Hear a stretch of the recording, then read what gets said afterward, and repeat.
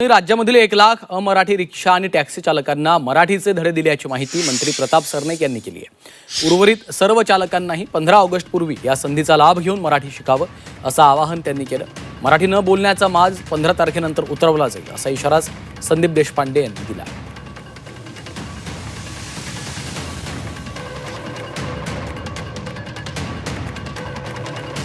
मला असं वाटतं जुजबी मराठी सगळ्यांना येतं आणि सगळेजण बोलू शकतात, पण न बोलण्याचा जो माज आहे तो उतरतो की नाही ते 15 तारखेनंतर बघायला लागेल। राज ठाकरे सातत्यानं मराठीचा अजेंडा रेटत असतात।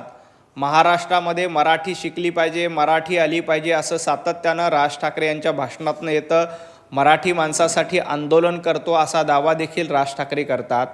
राज ठाकरे यांची दोन्ही मुलं कुठल्या मराठी माध्यमामध्ये शिकली हे एकदा राज ठाकरे यांनी माध्यमांसमोर येऊन सांगितलं पाहिजे।